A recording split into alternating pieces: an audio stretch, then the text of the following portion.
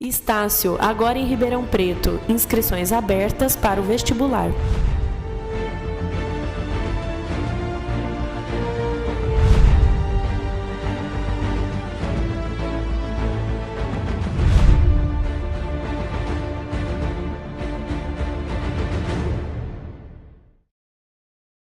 Olá, este é o programa OAB na TV da 12ª subseção, composta pelas cidades de Jardinópolis, Ribeirão Preto, Cravinhos, Serrana, São Simão e Santa Rosa de Viterbo. Este programa tem o apoio cultural do Centro Universitário Estácio Uniceb.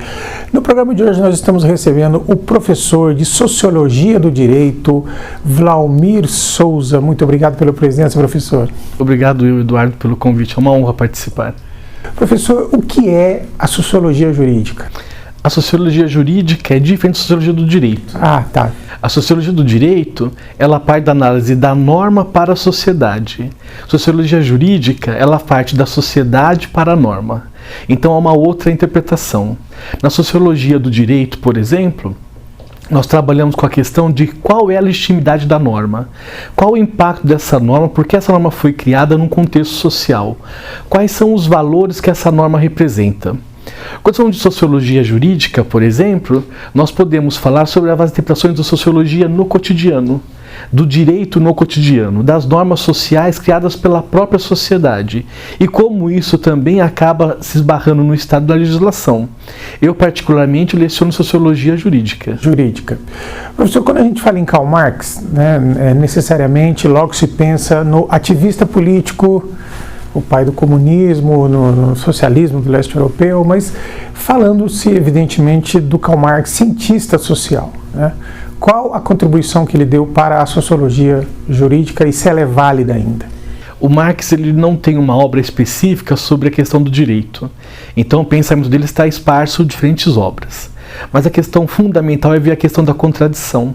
Então ele fala que o Estado, mesmo se propondo ser hegemônico, ele não consegue ser hegemônico na sua totalidade. E esse embate entre as classes termina por acontecer na aprovação da lei. Se nós pegarmos um exemplo histórico aqui no Brasil, a LDB. A LDB, como ela foi proposta pelo professor da Unicamp, era uma.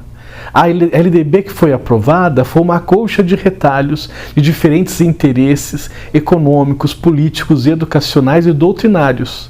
Nesse sentido, a legislação, socialmente falando, é um foco de um embate. Essas forças que são capazes de impor a sua vontade, elas se fazem representar na lei. As forças que não são capazes de se representar na lei, constituem as minorias que fazem os protestos sociais, tentando atingir o Estado e transformar a legislação.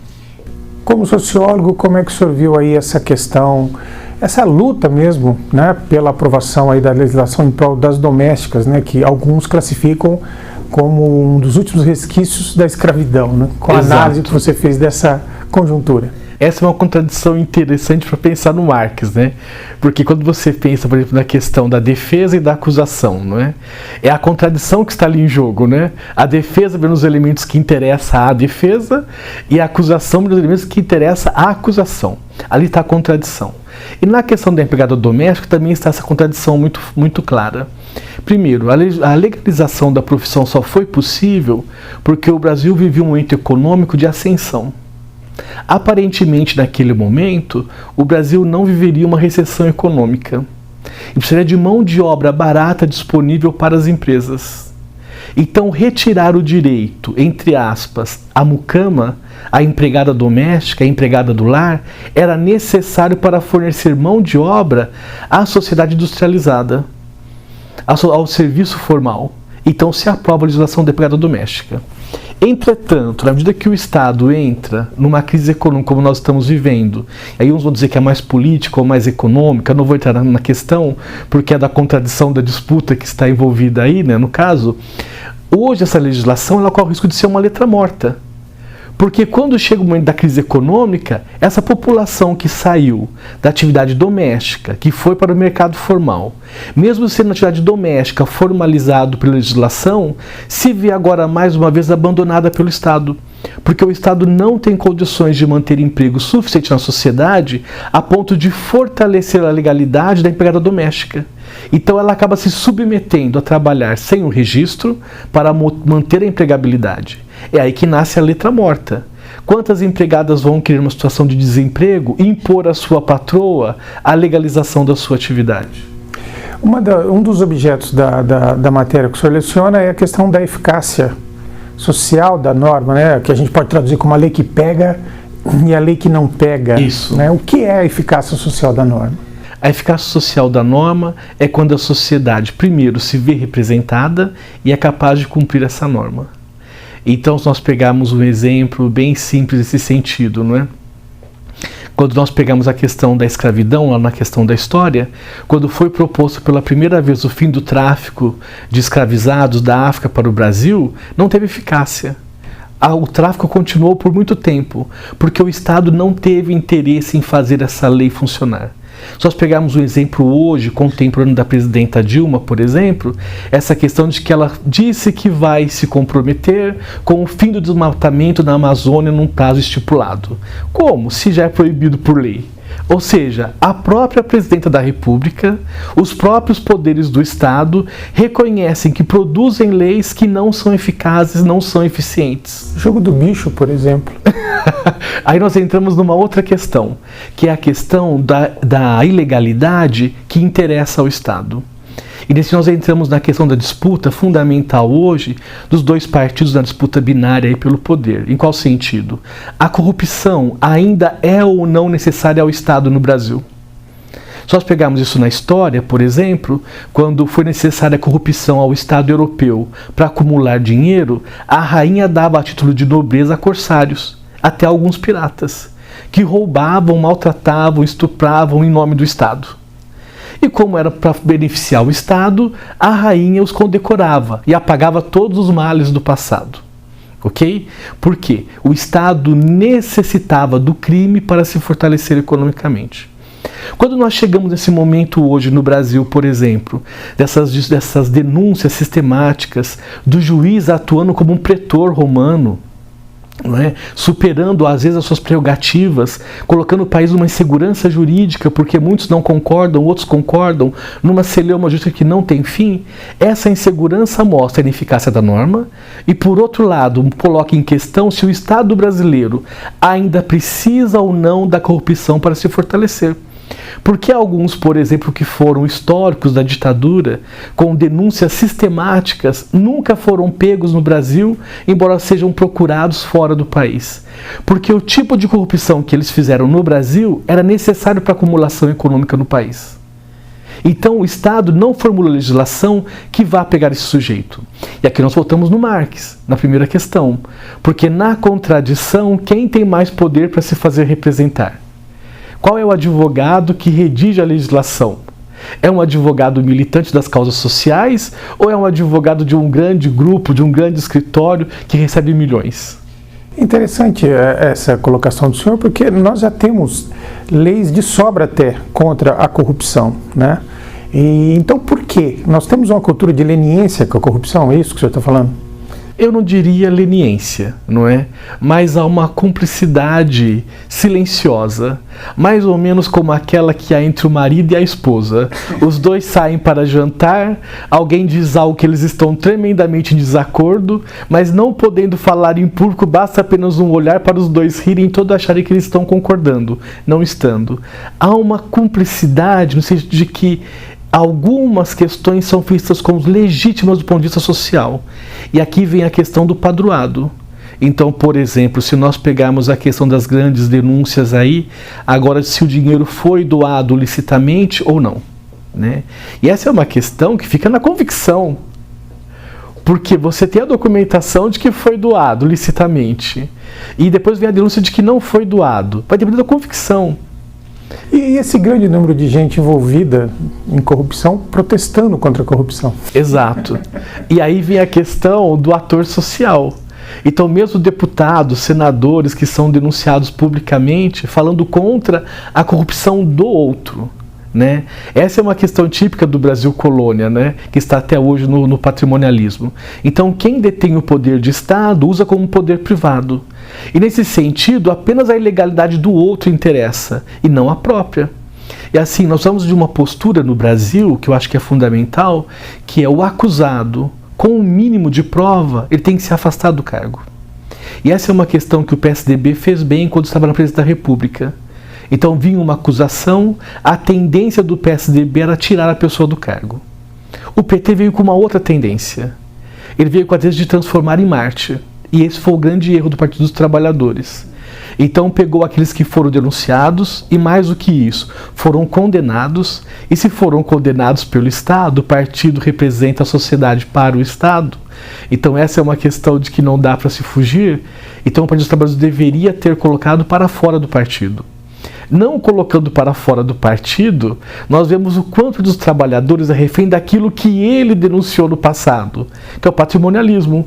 O uso do partido como uma coisa pessoal. Eles são meus amigos históricos, então eles estão acima do bem e do mal. O que seria esse pensamento binário que o senhor falou da análise política atual? O pensamento binário é o pensamento dominante na nossa história. Então é o masculino e o feminino, o macho e a fêmea, o bem e o mal, o certo e o errado. É sempre o contraponto de dois pontos, como se não houvessem outras possibilidades. E nós estamos vivendo um momento histórico onde as outras possibilidades estão surgindo. Pegar um exemplo na questão jurídica. Então, quando que nós pensaríamos, por exemplo, há 20 anos atrás, que um juiz daria ganho de causa à amante? O fato do juiz reconhecer que a amante tem direitos, quase iguais ou iguais aos da esposa, já mostra a superação do pensamento binário. Ok? Ou então, se nós pegarmos um outro exemplo de expressão de pensamento binário, tem um caso aí recente, não vou citar o nome aqui porque envolve outros interesses, não é? Mas de um professor, por exemplo, que tinha, vamos dar um nome fictício para ele, Joãozão, e depois ele passou a ser a Joana. Só que ele passou a ser a Joana e ele fez uma operação para retirada do pênis e fabricação de uma vagina, não é? Só que ele tem relações com uma mulher, não com um homem. Isso supera em muito o pensamento binário.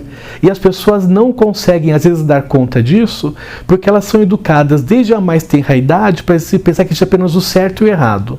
Mas entre o certo e o errado tem uma infinidade de possibilidades, tanto aquém quanto além, e que a sociedade tenta nos controlar.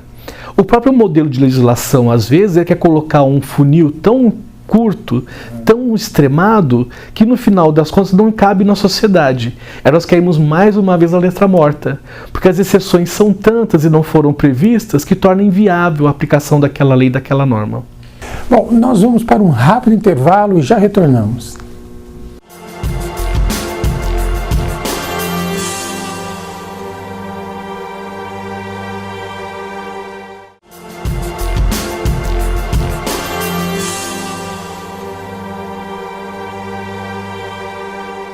Estamos de volta com o programa OAB na TV, que tem o apoio cultural do Centro Universitário Estácio Uniceb.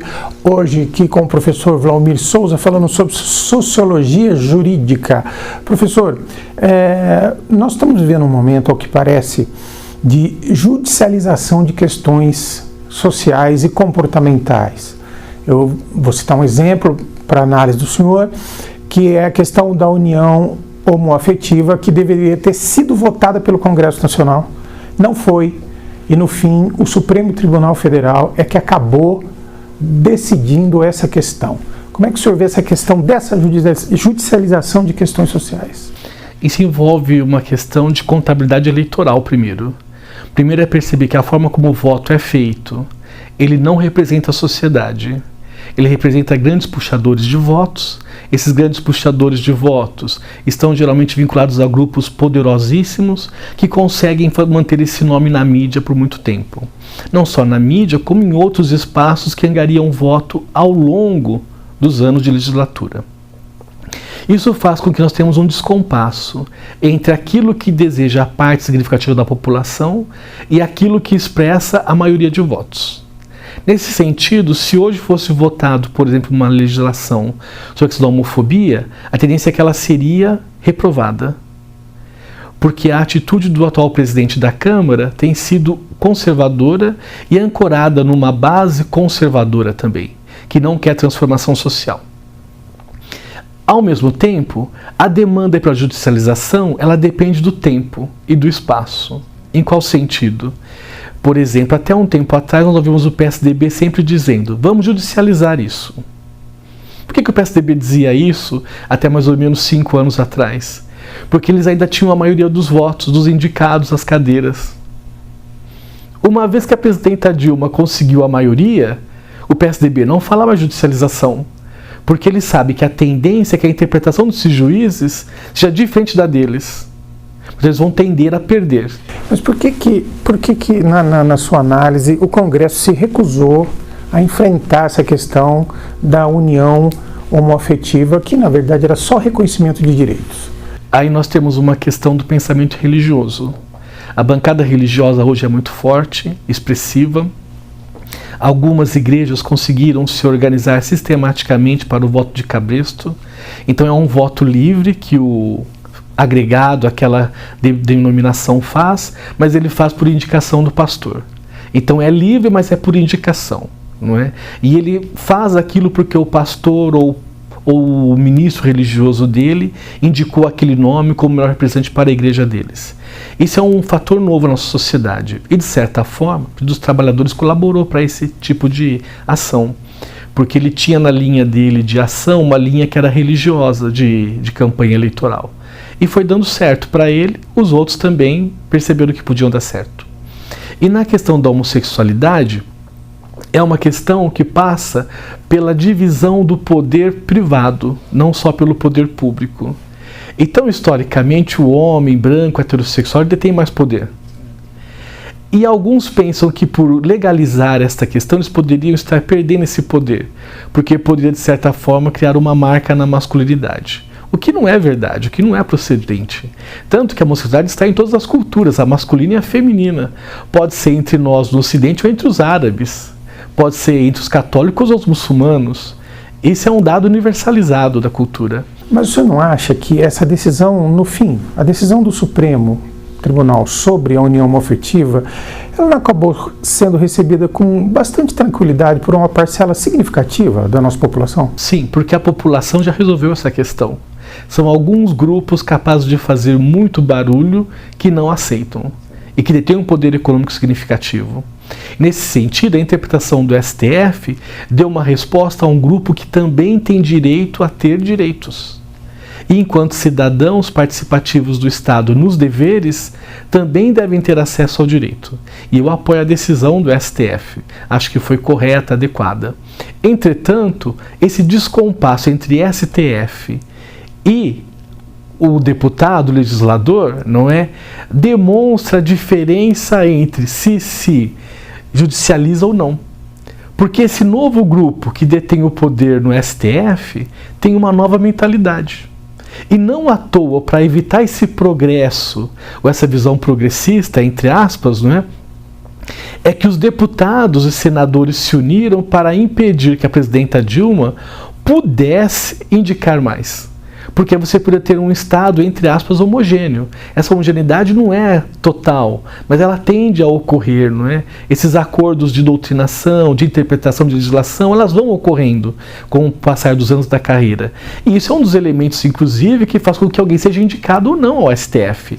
E é essa baliza, inclusive, que deputados e senadores analisam quando vão sabatinar. Tanto que uma das perguntas, por exemplo, para um dos ministros do STF, né, era sobre qual era a linha dele interpretativa. E ele deu a resposta que todos queriam ouvir, porque ele sabia que se ele dissesse o que ele realmente pensava, ele jamais seria aprovado, não é? Nesse sentido, nós temos uma questão do social, da convicção social que vai se mudando, que vai se transformando. E o STF é essa arena onde a última palavra do Estado é dada. As pessoas tendem a entender que a última palavra é da presidenta. Não, não é da presidenta. A última palavra é do STF. É ele que vai dizer o que significa a norma e se ela foi cumprida ou não de acordo. Por isso a disputa hoje é em torno do STF, porque uma vez que um grupo significativo perdeu a eleição sistematicamente para o governo federal, ela quer tentar manter algum tipo de controle ainda no STF. E por isso também o desespero da campanha que não para, que não cessa. Porque 70 anos é uma medida de aposentadoria que entra em outras questões internacionais, como o Consenso de Washington, que quer que o mundo todo aposente com 70 anos, que é o que, por exemplo, a Grécia já se aproximou muito. Então, você criar a lei da bengala, ela é interessante porque, primeiro, passa a população a ideia, primeiro a elite vai trabalhar mais. É um processo. Agora o povo trabalhará mais também até os 70 anos, o que na prática já existe, porque a presidenta, ao colocar uma tabela de aposentadoria para poder ter os vencimentos na íntegra, já colocou o Brasil num patamar do Consenso de Washington, de exploração extremada da população. Então as coisas não estão isoladas. O papel do estudante do direito é esse. É mostrar para o aluno como uma questão aparentemente isolada está envolvida em tantos outros elementos. E como a sociologia vem acompanhando essa questão da emancipação da mulher, né? Além dos tratados internacionais, a partir da Constituição de 88 houve um esforço no sentido da emancipação feminina. No nosso Código Civil nós já trocamos o termo homem por pessoa, né? Mas, ao mesmo tempo, nós fomos obrigados a editar a Lei Maria da Penha, né? Então, como é que a sociologia jurídica tem visto essa questão da emancipação feminina? Essa questão da emancipação feminina, ela passa pela mesma questão da introdução religiosa. Então, só para lembrar aqui um caso de um juiz que diz que candomblé não era religião. A convicção dele era formada daquele sentido. A sociedade inteira foi em cima e foi obrigada a voltar atrás. A questão da mulher é a mesma. A legislação está posta por quê? Porque o judiciário interpretava de maneira machista. Há poucas mulheres juízes ainda. A maioria são homens. E homens, na sua grande maioria ainda, que está acima dos 45 anos. Que tiveram uma formação tradicionalista do direito. E não raro que fazem parte de associações secretas que são mais tradicionalistas ainda. O que por um detalhe, não é? É possível um juiz fazer parte de associação secreta num país democrático? Essa é uma pergunta muito séria. Se um juiz pode ou não fazer parte de uma associação secreta, sendo um país democrático e ele representando a população. E a mulher, nesse sentido, é uma questão de guardiã da moral e dos bons costumes, na visão conservadora. Então, aquele discurso, né? Se a mulher for para o mercado de trabalho, o que vai acontecer? Hoje não se fala mais isso, mas se fala para o gay. Se o gay for aceito no mercado de trabalho, o que vai acontecer? No passado se falava, se a mulher for trabalhar, as crianças vão se perder. Hoje se fala, se o gay for professor, as crianças vão se perder. Nada disso é real, mas é um discurso conservador reacionário, e no imaginário ele está muito presente. Por isso é uma lei Maria da Penha, para chamar a atenção daquele que é o aplicador da lei, para que ele não cometa os equívocos históricos do passado num presente, onde isso não é mais admissível. E basta lembrar, por exemplo, um caso da Revolução Francesa, o berço dos direitos humanos, né? Então teve uma mulher na Revolução Francesa que assim que foi publicado os direitos do homem, ela publicou os direitos da mulher. E ela foi decapitada por isso. Mesmo sendo da mais fina flor e da mais fina elite francesa. Ela foi decapitada, porque a igualdade era entre os homens. E essa passagem aparentemente simples do homem para a pessoa é uma transformação tremenda. Porque nessa questão da pessoa não envolve apenas a mulher, envolve também o negro, o LGBT. Há uma interpretação aí que vai se expandir e muito nessa questão da pessoa. E se nós pegarmos um exemplo assim mais controverso, para poder criar uma celeuma, um belo de um debate, não é? Afinal de contas, os orangotangos são ou não pessoas, se eles têm tantos sentimentos quase como nós? Ao passar para a palavra pessoa, nós estamos indo para uma dimensão humanitária jamais vista por nós no Brasil. E que vai implicar numa transformação de interpretação também, ao longo das décadas, muito grande. As pesquisas recentes mostraram que a Lei Maria da Penha teve, sim, um efeito importante, mas que a violência contra a mulher está muito longe de atingir números satisfatórios em termos de redução. O que o senhor atribui isso? Primeiro nós temos que pensar naquela questão do momento anterior à Lei da Maria da Penha. A mulher vai e faz a queixa, não é? Apresenta a demanda dela. Aí depois o marido, por uma sedução de sentimentos, fazia ela retirar a demanda. Isso ainda continua ocorrendo, só que agora não mais porque se retira a demanda, mas porque a testemunha muda o testemunho. Isso faz com que permaneça essa violência, né? Ao mesmo tempo, a educação machista, ela termina por colocar a mulher sempre numa posição inferior. E aí também a questão da homossexualidade. Qual que é a grande marca do machismo achar que o gay é inferior? Porque ele é penetrado. Então, se a mulher é penetrada, ela é inferior. É como se mudasse a estrutura do corpo da mulher, e por isso ela é diferente. Esses pensamentos misóginos precisam ser combatidos com educação. E aí nós passamos pela questão de gênero na educação. E, infelizmente, muitos vereadores e deputados, por questões eleitoreiras, tiram questões fundamentais que é a educação de gênero das escolas. Só pela lei não vai haver uma transformação social. Se pela lei houvesse uma transformação social, seríamos o paraíso.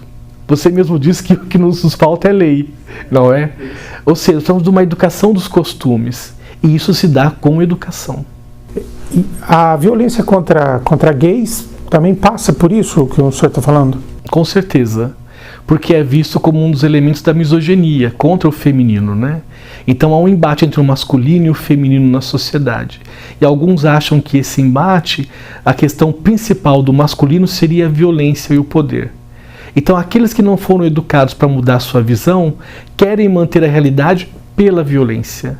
Daí a origem do justiceiro. O justiceiro que vai na igreja e quebra as imagens do santo, o justiceiro que taca pedras na menina porque ela é da Umbanda, o justiceiro que maltrata a prostituta e arrasta pela avenida fora, o justiceiro que apedreja, estupra e mata o homossexual. Bom, professor, eu queria agradecer demais a sua presença aqui. Na verdade, nós vamos ter que fazer outro programa, né? Porque nós sequer esgotamos os temas, porque realmente a sociologia jurídica parece que não, né? Mas é muito vasta. E eu queria agradecer demais a sua presença aqui. Obrigado pelo convite, uma honra participar.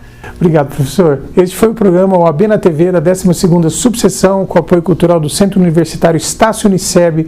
Muito obrigado pela sua audiência. Semana que vem nós estaremos de volta.